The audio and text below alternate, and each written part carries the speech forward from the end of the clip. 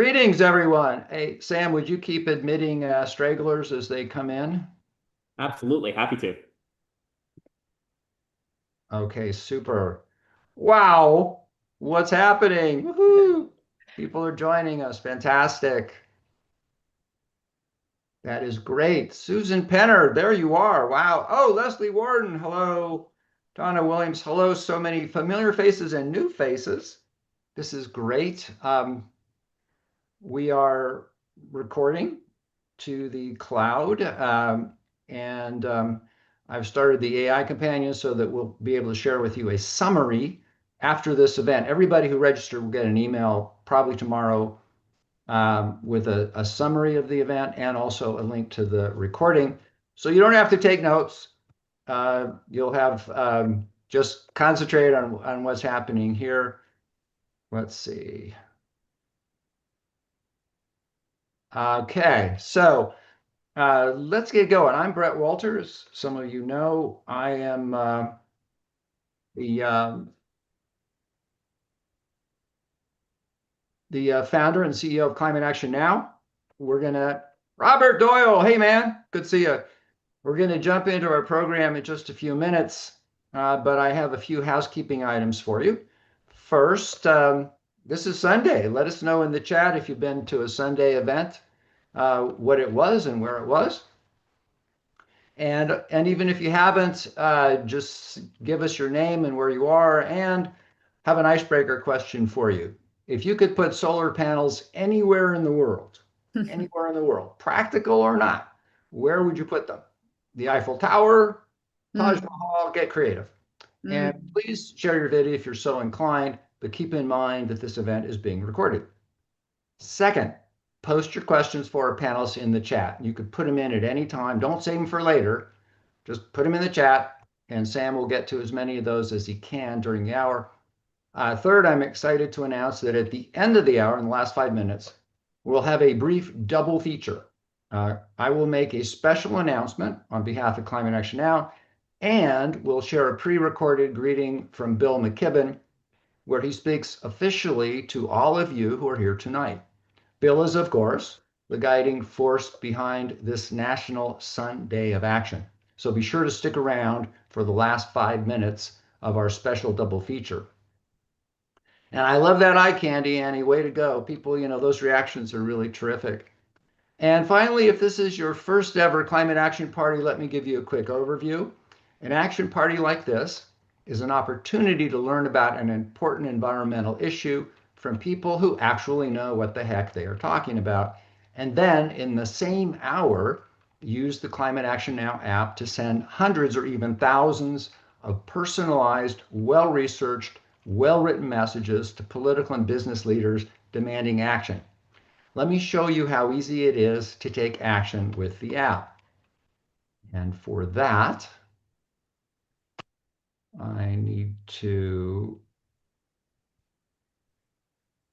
find my Zoom screen and share my screen.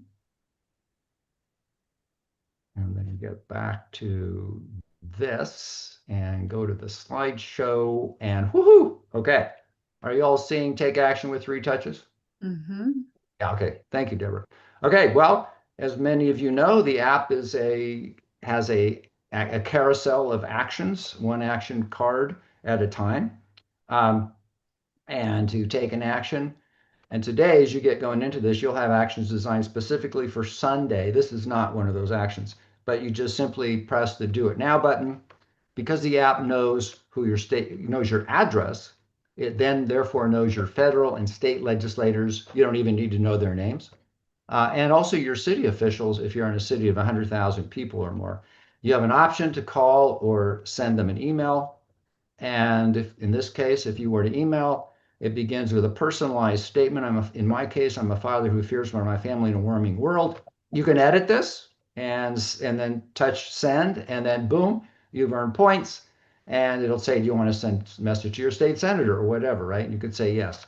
It is that easy, folks, to take action with the Climate Action Now app. And that is why the average can doer takes exponentially more action than people using conventional advocacy tools like Mobilize or Action Network or Every Action, right? You go in the app, you'll see, every day you'll see people taking 10, 20 actions at a time.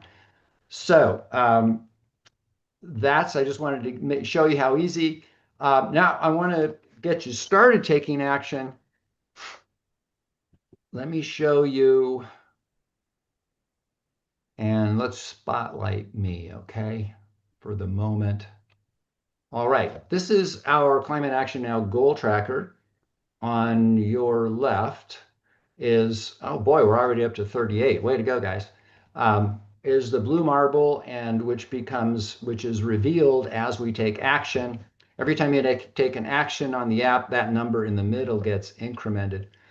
On your right is the QR code. That's what you need to scan to get to the actions that we have prepared for you tonight. So go ahead, take out your phone, open up your camera app, and point it at the QR code as if you were going to take a picture of it. Don't take a picture, just point your camera at the picture, at this QR code. A little bubble should appear that says Climate Action Now. Touch the bubble.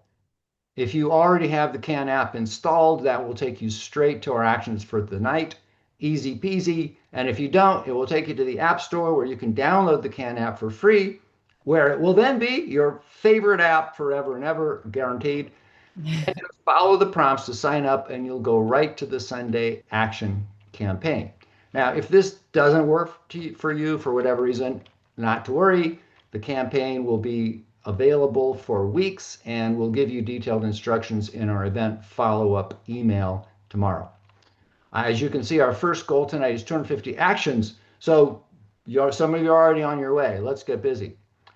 Finally, I'd like to thank our moderator tonight, Sam Matey-Coste, Climate Action Now's indefatigable editor-in-chief, for taking on the moderator role, even though he's in, wait for it, Paris, where it's what, one in the morning, Sam? In the morning, yeah. But way to go, you rock, man. That's dedication.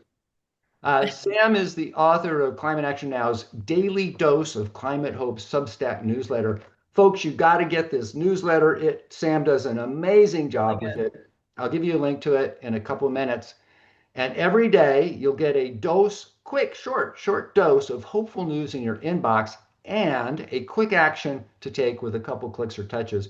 What a great way to start the day. To get us pumped for the action taking tonight, I've asked Sam to give us a short overview on solar's incredible global progress. If you've been feeling down in these dark days in the United States, listen up. There's some good stuff happening. Take it away, Sam. all right, hi. These are dark times. These are scary times. There's authoritarianism on the rise in America. But something else is happening that is, honestly, much bigger. We are at the dawn of the solar age.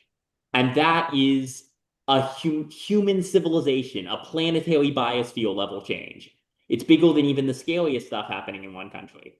And the numbers that have been coming out on this and the stories that have been coming out on this in the last few years, and especially this year, 2025, are nothing short of breathtaking.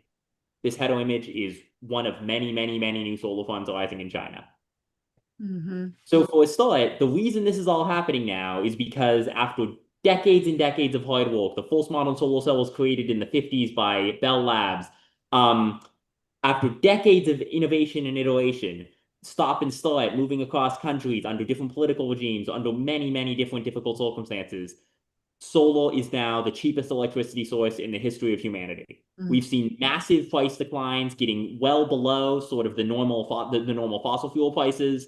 At the same time, wind has continued to decline, though not as dramatically. Wind's cost has continued to decline, and battery technology has continued to decline as well, which essentially solves the intermittency problem for solar. And I think this is the defining fact of our decade, that solar power, as Bill McKibben so eloquently says, pointing a sheet of fancy glass at the sun, is now no moving parts, no emissions, no anything bad, is now the cheapest way to get the electricity that powers modern civilization. That's incredible. And the market worldwide is responding to that. This is renewables dominate new power plant construction. You can see the change over time. It's down from very, very small in the sort of early 2000s when I was a kid, when I was getting into climate issues, starts overtaking as early as 2013, which I think a few people realized at the time. And then it's just gotten more and more and more dominant. Renewables in 2024 provided over 90% of new global annual capacity additions, all the new electricity generating capacity being built.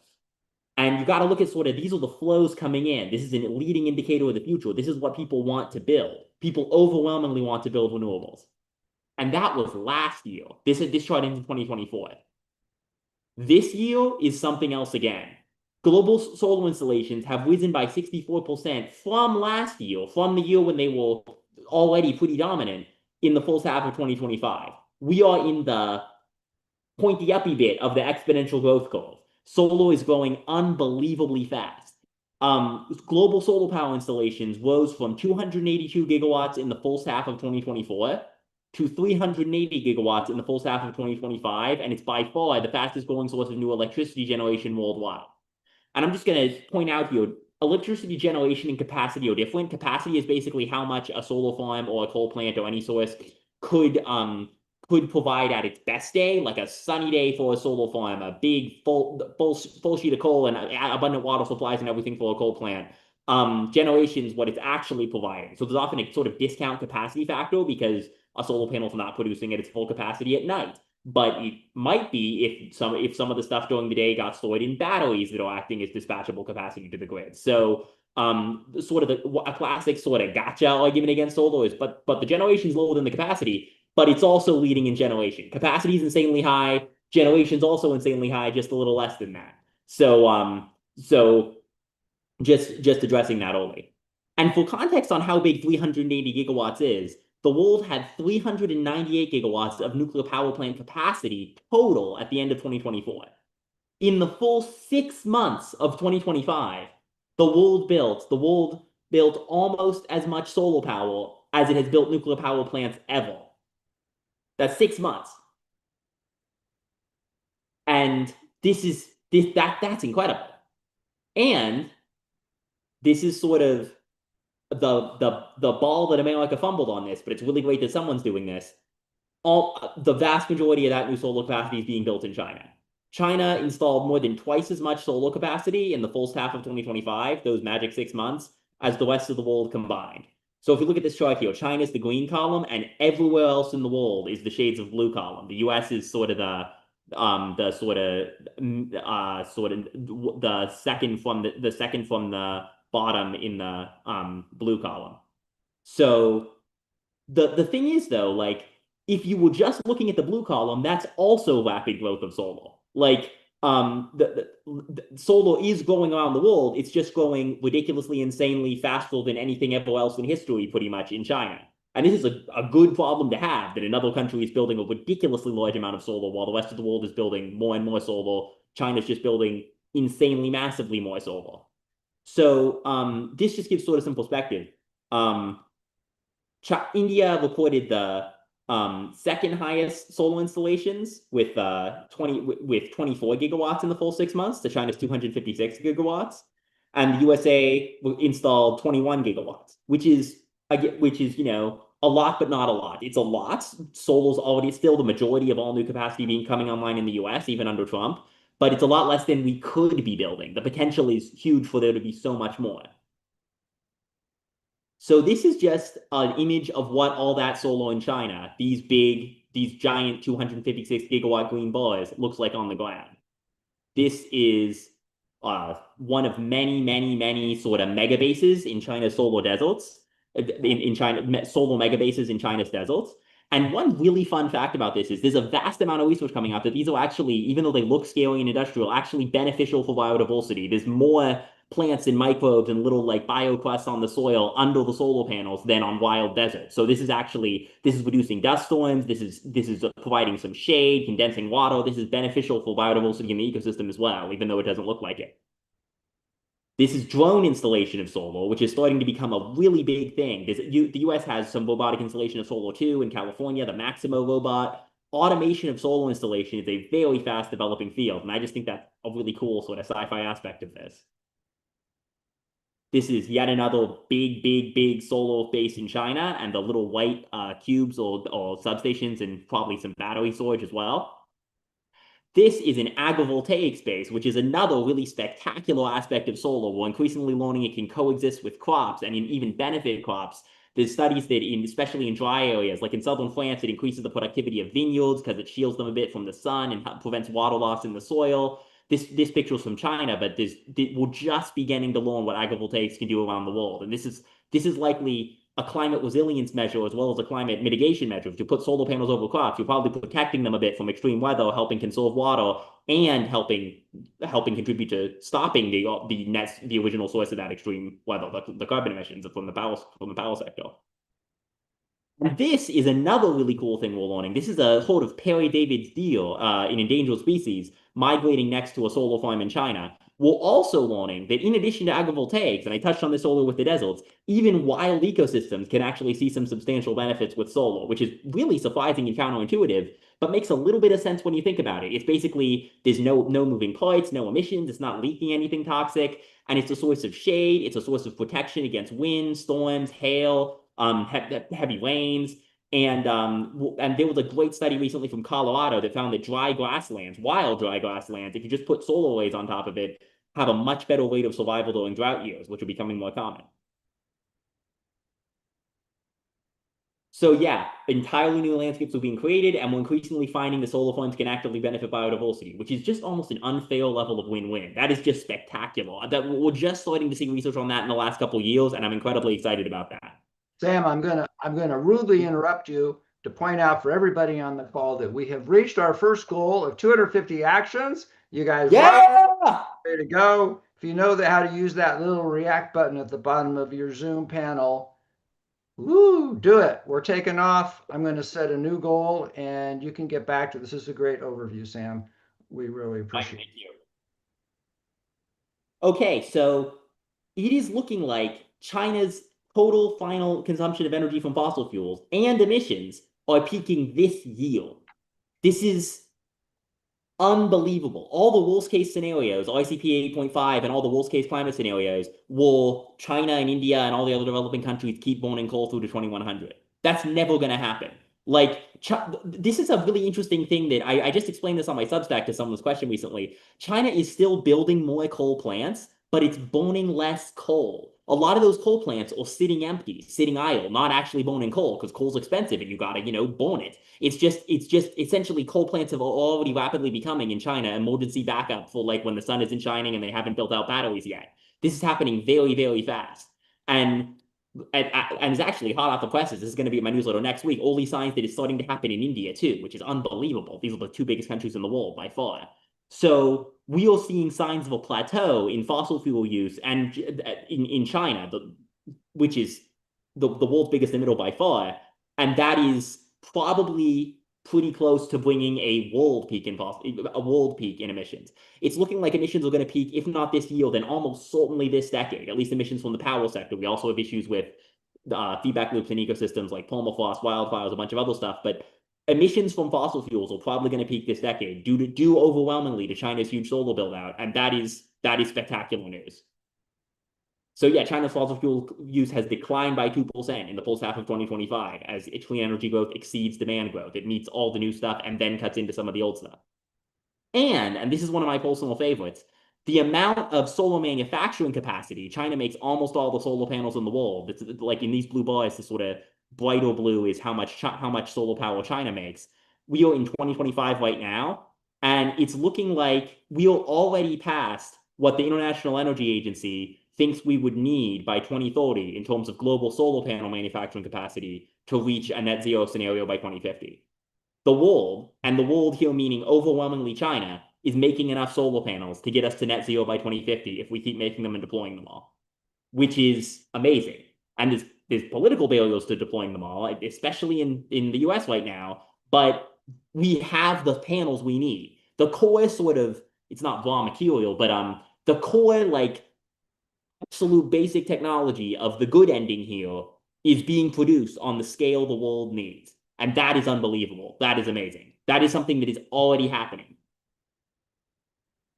Yeah, projected Chinese solar manufacturing capacity in 2030 is 65% higher than the required global solar rollout in the IEA's net zero roadmap. And here's the thing. The US isn't buying these solar panels. We have something like a 3,500% tariff on solar panels from China right now. But everywhere else is. Everywhere else is. Like literally everywhere else in the world. So there might be one or two exceptions, but you know what I mean? Like the entire world. We're seeing economies all over the world rapidly leapfrogging the US in both generation share from solar and wind and electricity share of final energy. Like that's cutting into other sources of energy that aren't normally electrified, like heat pumps, EVs, the amount of all energy use that's electrified.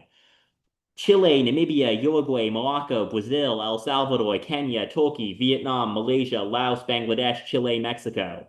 These are all countries that have recently surpassed the US on one or both of these measures. And these are among the many countries in the world that I often write about that are seeing incredibly rapid renewables build-outs. And here's the thing. This is not remotely due to climate change. Emissions reductions don't matter in the global south, nor should they. If people are in deep energy poverty, then they do not care about reducing their emissions, which are tiny anyway. South Asia and Africa, I did a reporting tour around India last year. They do not care about reducing emissions, but a lot of people who have never heard about climate change are buying solar panels because that is the cheapest source of electricity, and that's the best way to make your life better. It is extremely fortunate for the world that the best way to develop your economy right now and the best way to improve life for your people is also adopting clean energy. So at this point, like this, currently it's held back in the US, solar is held back in the US by active sort of anti-solar ideology. But in the rest of the world, it doesn't really require active pro-climate activism to make it happen, although that helps. It's just the cheapest and best. It's just a no-brainer. So yeah, this is avoided CO2 emissions from this huge flood of mostly Chinese solar tech products in 2024 by country. Saudi Arabia is one of the big surprising ones. They were building vast amounts of solar very, very quickly. It's looking like they'll actually contribute to a reduction in global oil demand, the country that for so long has been synonymous with oil production. But this is like there was a recent study that came out that China's investment in overseas manufacturing, that's not even this chart, that's not even the products made in China that they're selling, just building factories in other country, is actually substantially bigger in inflation adjusted terms than the Marshall Plan, with which the US rebuilt Europe after World War II. So this is a massive global subsidy essentially towards clean energy. And I want to say here, like I'm talking up China here. I am not a fan of the Chinese Communist Party. They do many bad things in Xinjiang, Tibet, bullying Taiwan, oppressing Hong Kong, many bad things done in China. But this is a really, really, really big good thing.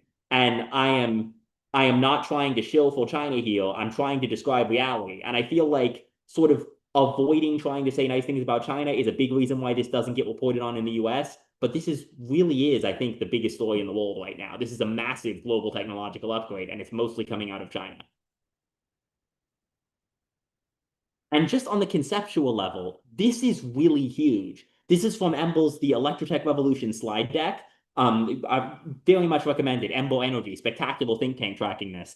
And as they point out, the sun supplies more energy in sheer joules of electricity to Earth every 5 days than you could get in electricity if we burned all fossil fuel reserves for the rest of time on Earth. Every 5 days from the sun, we get the maximum potential from now till the end of time fossil fuel energy. And as they also point out, that's old sunshine. That's sunshine from the Carboniferous that was algae and trees and dinosaurs and a bunch of stuff that got fossilized, subducted, and eventually pressurized into oil as fossil fuel. That's not quite the right description, but we are moving from burning old sunshine to using it real time. Sam, and excuse me. Yeah, Sam, I'm going to jump in. And I'm sorry to do this to you, man, but I just noticed the clock. We're already 25 minutes into the hour, and I want to leave some time for our excellent panelists to be able to. I know. Sorry, I'm two steps away from finishing. I can just finish it real quick. This is like the second to last slide. Okay, you got 15 seconds, pal. Okay. Burning old sunshine using it real time. This is probably as big as the agricultural and industrial revolution. We're on the cusp of revolutions 3 and 4, from forageals to thermals to fossil fuels to photovoltaics. This is that big.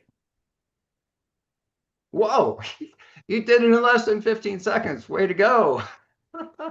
Yeah. And we're very, very close to our 500 action goal. We're going to switch to the panel now, but I have a special request for one of our panelists, Cora Stryker, who told me as we were assembling before about something good that happened as a result of one of you sending message via the CAN app. And I'll ask Cora to speak to that. And the reason I'm asking for that is I get asked all the time, well, gee, do my messages make any difference? Yes, yes, they do. They really do. And you're about to hear a real live example of that. Okay, so I'm done. Sam, we've got our group here. We got our panel. Take it away. You're muted, Sam. There was a great range of photos that one of our excellent panelists wished to share. Do you think now would be a good moment for them, Brett? Yeah, sure. Let's do it. All right, go for it. Yeah. All right, everyone. Hello. My name is Deborah Moore. I'm with Third Act.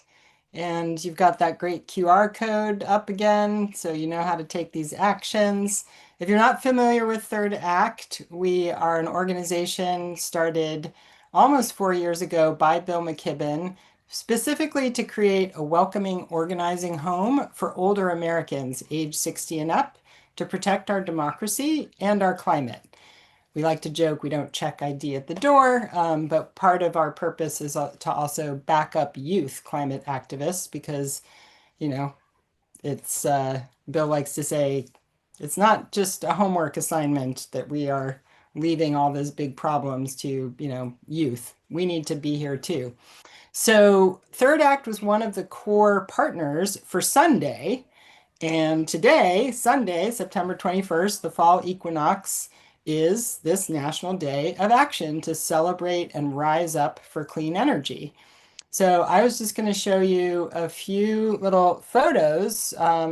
There's so many more. If you want to go on social media, you can follow at thirdact.org, or you can go hashtag Sunday, Sun Day of Action. And you can find more photos there, but I'll just give you a little teaser just to kind of get you going. So this is Bill in New York and New York City with Brad Lander, the New York City comptroller. This is in Los Angeles where we had a celebration. Bill with Solar One. This was in Chicago. And the t-shirt on the back says, solar power is people power. It's democratizing. Here's a big gathering in a church. This is in San Leandro, California. We've had kids activities with solar powered cars and solar ovens making s'mores and solar powered cafe pulled by a Rivian truck. In Vermont, there was a big march.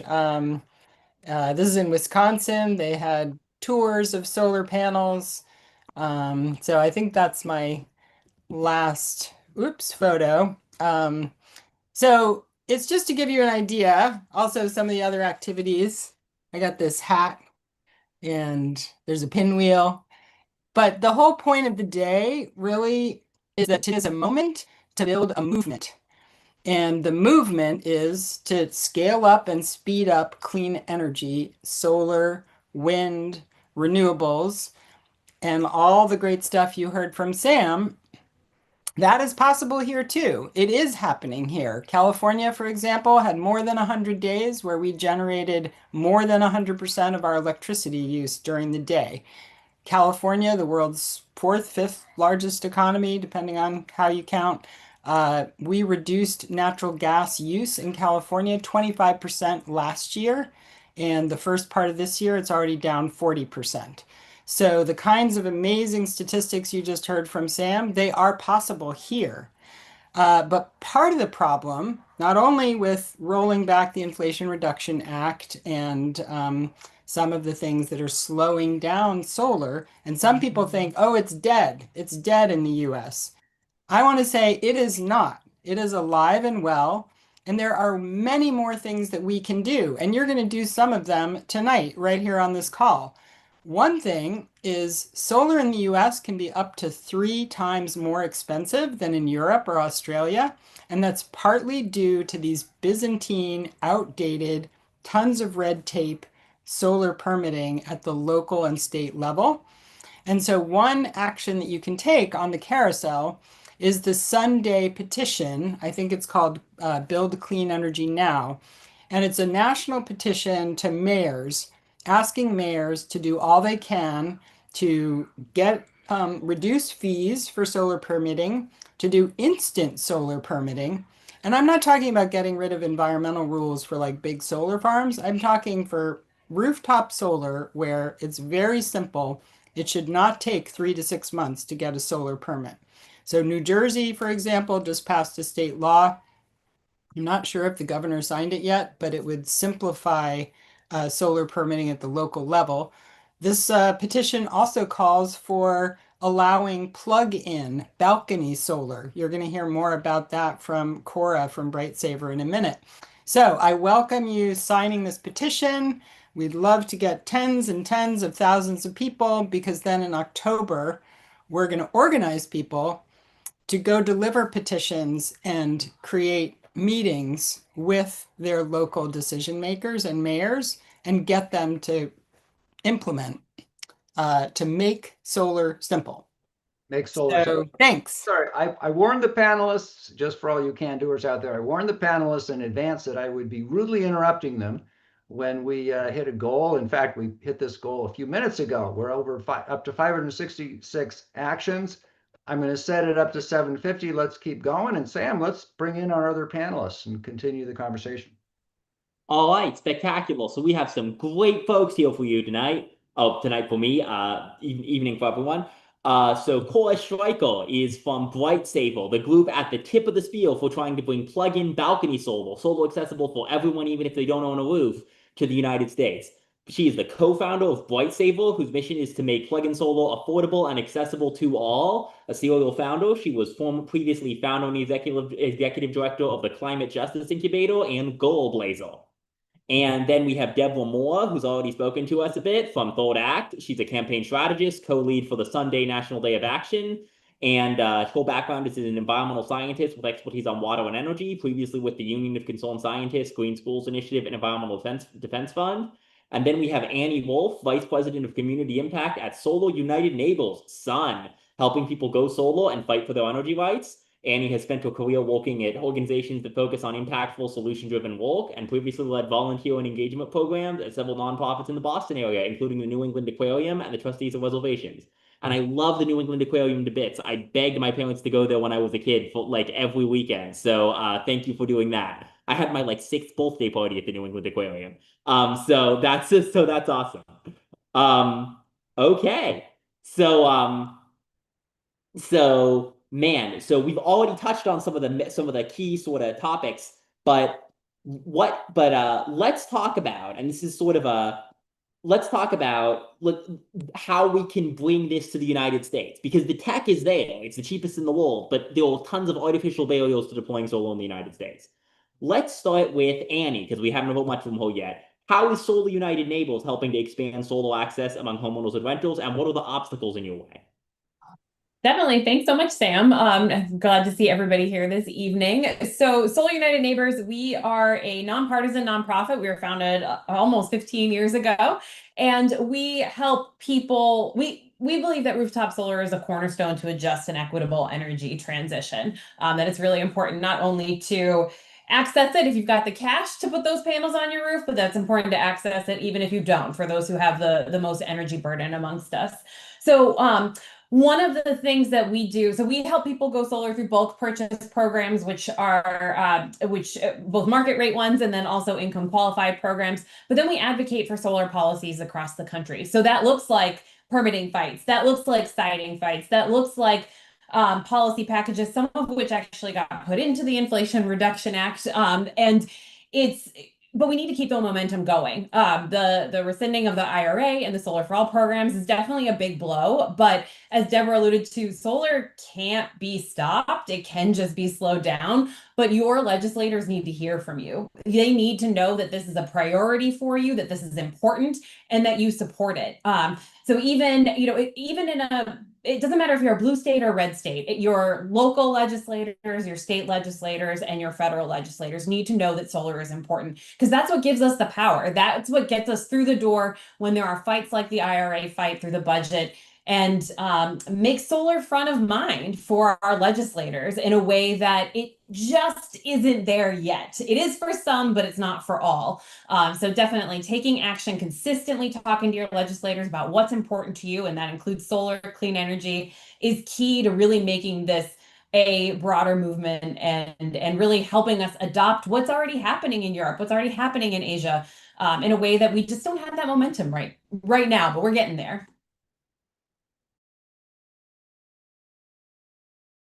Spectacular explanation, Annie. And I really appreciate what you said. Solar really cannot be stopped. It can only be slowed down. This is this attempt to sort of go with last century's technology. At some point, it hits a breaking point. People will notice. People already notice that you can buy an EV in China for $10,000 that's cheaper and better than anything you can get in the United States. Ford just announced they're totally reworking their business to try to mass Chinese EVs. Like, people notice if you're falling behind on technology. And and as electricity bills get higher, I think we are nearing that kind of crisis point where people are like, so why can't I have the magic panels that give me free energy again? Like, we need to elevate that, make it happen faster, and point out that this is the thing we can have. So all right, so spectacular answer, Annie. And so building on that, Deborah, could you share for us, you've already done this a bit, share for us how Sunday is trying to crystallize this, what the third act or the theory of change is for the Sunday moment, and where we go from here. Yeah, so as I said a minute ago, a day of action is just a day. It's a moment in that longer arc of building a movement. And like Annie was just talking about, we need people power to scale up and speed up. And so the goal of Sunday was to really show the visible and vocal support for clean, renewable energy in the US from coast to coast. We already know that a sizable majority of Americans, regardless of political perspective, support clean energy. And that's true in red states, blue states, purple states. And because of all the reasons you said earlier about how cheap and affordable and reliable and liberating it is, that's why people want it. So today was really to increase that visibility and then to increase how loud we are together, not just individually. Yes, it's great for you personally to buy an EV and personally go solar and electric on your house. We, of course, need that, but we need more of us together to make it go faster. And so today we had about 500 events in 49 states. We wanted to show, like I said, that this is not just like a blue state elite, I live in Berkeley, California, I drive a Prius kind of thing. Solar is for everybody. It's for renters. You're going to hear from Cora about how renters can get it, and from Annie. But it's renters, it's homeowners, it's farmers, like you showed, agrivoltaics, it's schools, it's businesses, large and small. So it's not only about today, it's honestly really about the actions you're taking right now, tonight and tomorrow and the next day and 2026. State legislatures, we're going to do a ton next year. The kinds of local municipal campaigns I talked about to streamline solar permitting. So really today was about raising the visibility so we can attract more people. And the last thing I want to say before I turn it back to you on this is, of course, we need to block the bad stuff. We need to fight to protect things like the Inflation Reduction Act. So we need to resist and we need to defend. but we also need to build good things. We need to show a positive vision to attract more kinds of people into our movement. And so today was also really about positivity and generating positivity. And we saw that. We saw that families, all kinds of families coming together today. So it's not just like a protest in the street, it's generating positive support for this vision of a clean, healthy future that we want. All right, spectacular. Like you said, in the art of building a movement, this is a big step along the way, building strength for the future. And that really brings me to one other thing one other element of this that I have previously interviewed and discussed in my newsletter a lot. Core striker of Bright Saver, can you tell me about how, in that art going forward, that work to bring this to America, can you tell me about this exciting, ultra simple possibility of plug-in solar, how it's already popular in Germany, and why it's so exciting? You are muted. You are still muted. There should be.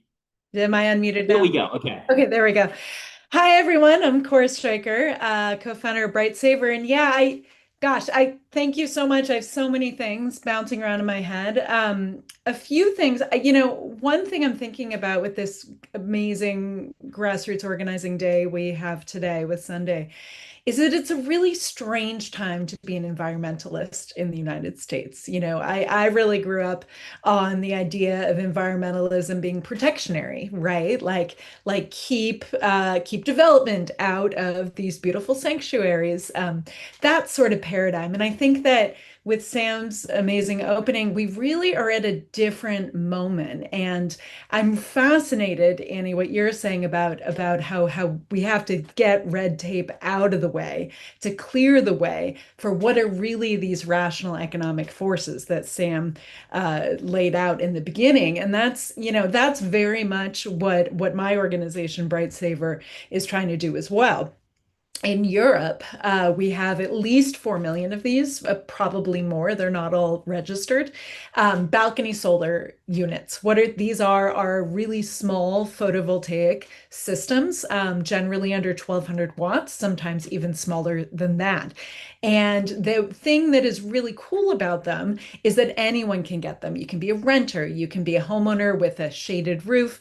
I talked to a gentleman a couple months ago who's in his 70s and is a homeowner, but he has to replace his roof. And he says to me, I'll have to spend $60,000 to replace the roof and then get the rooftop solar. Will it pay off? So I think that we really need another option for residential solar in this country. And if folks could get, if an individual could get either rooftop or these small systems that we're talking about, we want them to get rooftop. I mean, that's generating 5 to 20 times as much clean energy. However, not everybody can access that. And not everyone can be reached by Solar United Neighbors. We wish that every low-income person could be. But what we're really trying to do at Bright Saver is restore these rational economic forces that Sam laid out in the beginning. Because in Germany, for instance, you can go to IKEA this afternoon, buy one of these units, bring it home, plug it in, and instantly you're producing clean energy. And guess what? These things pay for themselves in energy bill savings in 2.5, sometimes less years, depending on whether you have batteries. So that's where the technology is. This is not a technological problem, as Sam said in the beginning. We need to get these into people's hands, and then we believe they will take off. I always want to say like wildfire, but that is definitely the wrong metaphor for when we're talking about climate. But I think that's a really exciting moment for us, is that, as climate activists, I certainly, and I think some people on this call, we get tired. It feels like Sisyphus sometimes. We're working so hard for the IRA, and then it can disappear so quickly. What I am super excited about with solar is that We don't have to do that. If we jumpstart this, if we make this movement happen, it is going to take off without us for the same reason as people are putting solar panels on the roofs in Nigeria, in Pakistan, because it is the cheapest way to pay your electricity bills. And I just want to say, Brett referenced this in the beginning. What you're doing right now, people do actually read these things. I mean, so one of the things that we're doing at Bright Saver, we did not expect to get into legislative activism when we started this thing. Turns out we have to, because turns out there's all kinds of red tape, outdated regulations that are really standing in the way of widespread balcony solar adoption like we're seeing in Germany. Side note, Germany also had to reform. They're just way ahead of us by a few years. So one of the actions Sam created actually was contact your state legislator, tell them to deregulate plug-in solar now. And I think all of you on this call just did that. Well, guess what? Someone in Delaware forwarded that message to their legislator. Their legislator forwarded it to the lead organizer of the Democratic caucus. And I talked to him this week. So, and he actually said it was climate action now. It was our interview, Sam, our second one.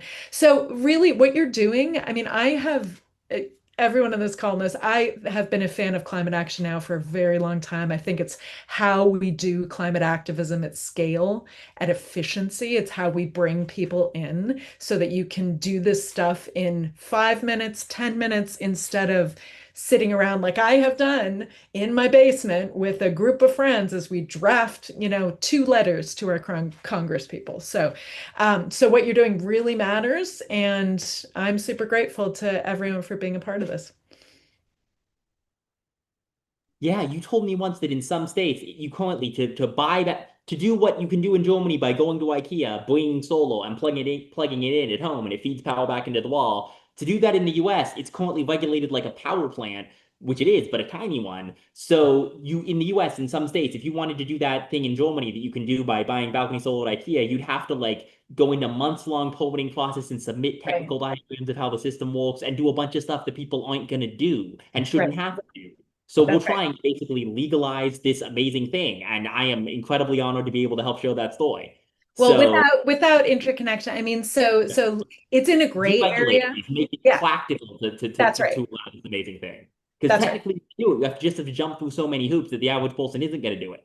Right, exactly. And it increases the cost. It ceases to become, an economic driven decision, and it becomes, something you do because you have extra time or you really care.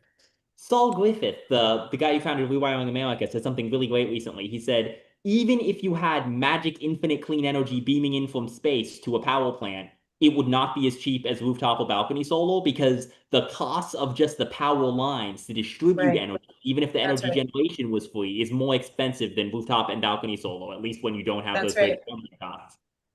Yeah, I was going to bring that up too. Having on-site generation just saves us so many headaches with replacing the aging infrastructure. Annie can talk about this too. But yeah, it empowers consumers to actually just go out and do it themselves. I think there's a lot to be said there. And I actually think it's going to grow the climate movement. The more people we can get to sort of look at their electricity bills and be like, I talked to someone right before this call actually who has a balcony solar unit who told me, she's a renter in Ann Arbor, Michigan. She told me her electricity bill is now $12 a month. It used to be far larger than that. So I just think once people see that, they're going to see there's no trade-off between doing what's right for the climate and doing what's right for their pocketbook. This is a win-win-win-win-win to a truly extraordinary degree. And Brett, I think you had something you were saying you had something you wanted to say? I'm going to make my last goal tracker rude interruption and say, hey, everybody, congratulations. We hit our 750 goal. I'm not going to set another goal. Just keep going. And I'll tell you what, if you come back to the goal tracker and you have that URL there, if you come back in 2 days, that number will be triple or quadruple or quintuple what it is right now, because people will keep taking action in the app. So Sam, we're getting close to the end of the hour. I'm going to do my double feature here in a couple minutes, but maybe we should kind of do a final wrap up with the panel. Absolutely. So one final thought going forward. I was just adding a resource in the chat to help answer someone's question. One final thought going forward from each of you. What is sort of the key takeaway message you would like for people to take away from Sunday? We've identified permitting and red tape as a core feature. What is one, maybe in a sentence or two, message each of the three of you would like to share for people to really keep in mind and share with the people around them about solar? Feel free to unmute and just speak up, any of the three of you. Just one, huh? Oh, am I unmuted? Oh, I think the key message that to my mind is that we're all part of the same movement. I mean, I don't see balcony in competition with rooftop. I certainly don't see it in competition with community. It's solar. It's like it's not one size fits all. It's different use cases of the same technology that is the cheapest power on the planet, full stop. So that's what I would say. All right, spectacular, Cora. Thank you so much. Deborah or Annie, anything to share? I'll just say, keep going. All My right. takeaway is, it takes a lot of people some time. We are kind of in a race against time, but we can do this. And so stay involved, stay on the app. The app is great, of course. We also need, in-person people power. We need people to call their legislators, to show up at lobby days, to talk to your neighbors, to actually talk about climate change. People don't actually talk. They feel nervous to talk about it. So I would just say, please stay involved. That is the most important thing. Absolutely. And Yeah. Annie, go ahead. I mean, I Thank said it before, solar can't be stopped. It could just be slowed, but solar can definitely not be stopped. But also, a lot of us live in places where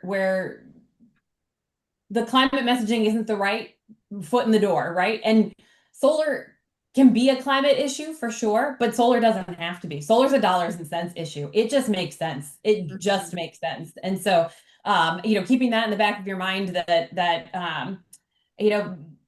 it really is for everyone. And that's something that you should just keep in mind when you're having those conversations.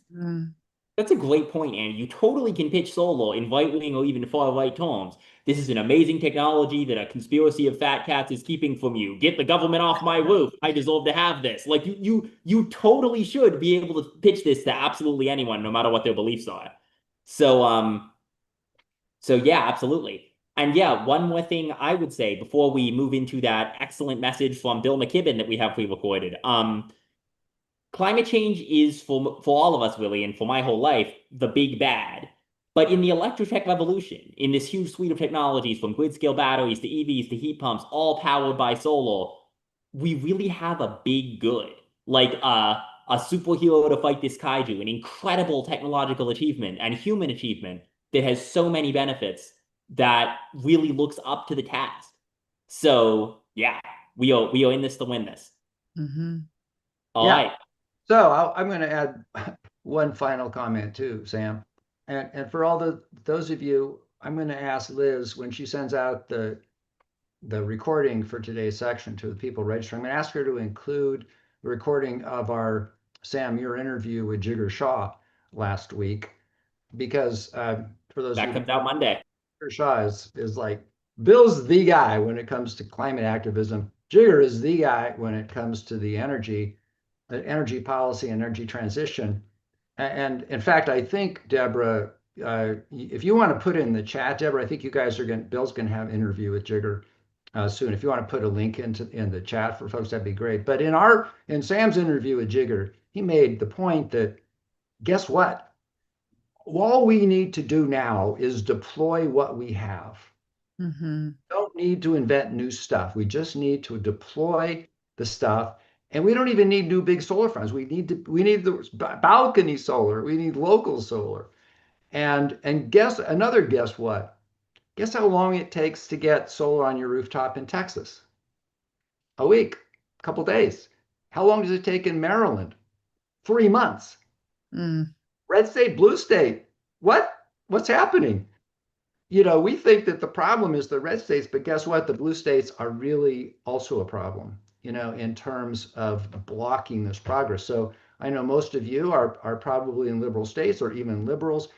We got a job to do. We got to roll up our sleeves and we got to go get our blue legislators to knock down the barriers to solar deployment in our states and in our communities. That's how we win. And that was a comment Jigger made. He's very authoritative. I'll put a link to that in there. Okay. I promised a double header. Oh, and by the way, reached 817 actions. Woohoo! Way to go, everybody. Well done. I promised a double header to wrap up the hour. And I'm going to give the last word to Bill McKibben, but I want to say something else before I do so.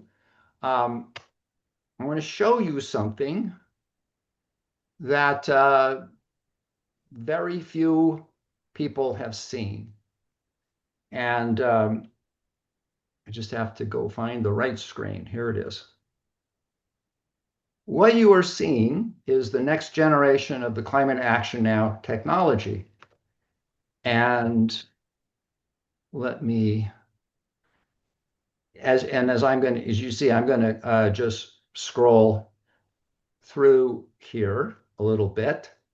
You'll see I can, just as in the app, I can scroll through actions, and I can take action just as easily here as I do in the app. I'm going to send a message to my local representative here in Oregon. It's this fast. I've sent the message, and boom, I can rate the action. I can leave a comment, and I can go on and send a message to my governor, and I'll do that. And boom, I've just done that. Okay. Now, just as in the app, it's super easy to send it. We have an endless stream of well-researched, well-written messages you can send to elected officials and business leaders and earn points and trees in the process. But here's the thing. What's really exciting about this, about the CAN Action Carousel, is that we, Climate Action Now, are making this available for free to any climate concerned group. And it can be published on their website in just seconds, with a snippet of code, no app needed. So if you belong to a congregation or a local chapter of a civic group like Rotary Club or League of Women Voters, or a high school or university environmental club, you can have the CAN Action Carousel on your website in just seconds for free. And if you don't have a website, we can publish it on our website with your name and logo on your very own page on our website. So if you belong to a group that wants to scale up its advocacy exponentially, have them email us for information at support@climateactionnow.com. Support@climateactionnow.com. All right, that was my announcement. And now the second feature is, just give me a minute here, a message from Bill McKibben, one of my favorite people on the planet. I've been reading every word this guy writes for years. If you haven't been, you should. And specifically, I would say he has a Substack newsletter called The Crucial Years. Maybe, Sam, you could look up a link to that. And if that's probably your best kind of summary of what's going on in terms of activism, I highly recommend The Crucial Years from Bill McKibben. Now, just give me a second to collect my wits and go find Bill's greeting to all of you. Okay, I have.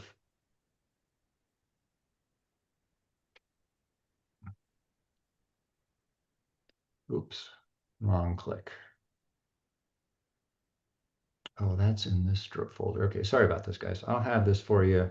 While you're doing your thing, which is awesome, I just wanted to say thank you to everyone here for joining us on Sunday and for taking all these amazing actions.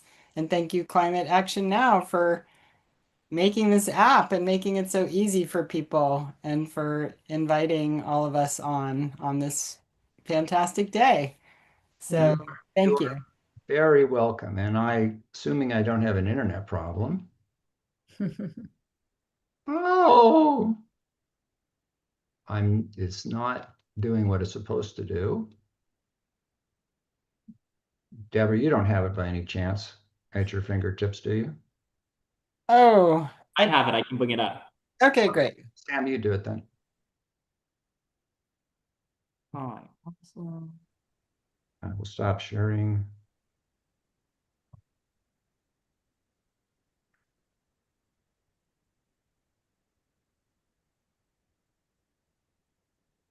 I can find it if you want me to. Yeah, look for it just in case Sam has a problem, please. You got it coming up. Well, All right. Bring it up.